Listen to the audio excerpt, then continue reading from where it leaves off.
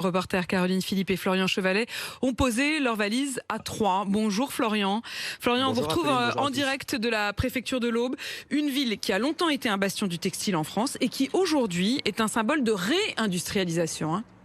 Oui, avec Caroline Philippe, on a visité une des rares bonnetteries de France. C'est une usine de chaussettes qui a ouvert en 1961. Aujourd'hui, elle en fabrique pour Monoprix, pour l'armée, la gendarmerie ou la Poste. Elle a même lancé sa propre marque il y a 8 ans. La Chaussette de France, c'est son nom, se vend bien. Ils ont ouvert une deuxième boutique il y a une semaine. Le gouvernement les a aidés financièrement dans le cadre du plan de relance. Pour comprendre ce succès, on s'est rendu dans l'usine à 10 minutes du centre-ville. C'est l'énergique Benoît Seguin, le patron, qui nous fait la visite.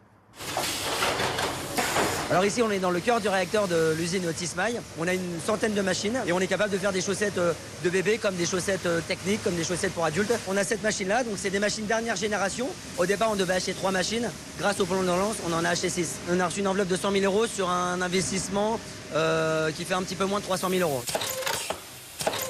Ici, vous avez en fait sur chaque machine, vous avez la fiche d'identité de la chaussette à fabriquer. Aujourd'hui, il y a une effervescence autour du Made in France, du fabriqué en France. On a besoin d'imprendre la demande. On s'est plaint pendant 20 ans de ne plus avoir de travail. Donc là, maintenant, ça arrive en force. À nous de nous adapter à la réalité du marché.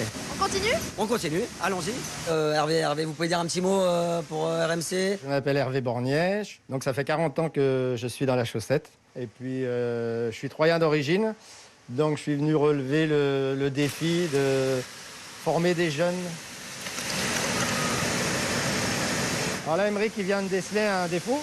Il y a une aiguille de cassée sur la machine. Donc on est obligé d'identifier l'aiguille, la changer pour justement relancer la production. Et de faire partie d'une des dernières bonnetteries et de permettre justement de continuer, pérenniser ça, c'est quelque chose de gratifiant, on va dire. Si on veut que l'industrie textile elle perdure, par exemple dans le département de l'Aube, on n'a pas d'autre choix que de former nos jeunes. Il n'y a plus d'école, il n'y a plus de centre de bonnetterie, donc on est obligé de les former nous-mêmes.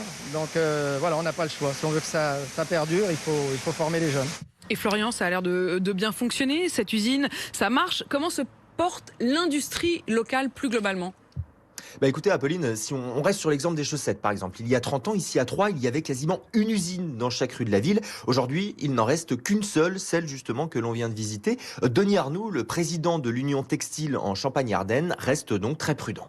C'est simple, dans le secteur du textile, il y a 30 ans, il y avait 35 000 emplois, aujourd'hui il y en a 2700. L'emploi redémarre, de là à retrouver ce qu'il a connu dans les années 70-80, je me garderai bien de le dire et de l'envisager, mais ça va mieux et on espère simplement qu'on retrouve l'engouement et l'évolution qu'on connaissait en 2019 dans la filière. Et puis il faut quand même rappeler que 96% du textile vendu en France n'est pas fabriqué sur notre territoire, mais les professionnels veulent rester optimistes. On compte ici beaucoup sur l'engouement actuel pour le fabriquer en France. Et vous savez quoi, on a envie d'être optimiste avec eux.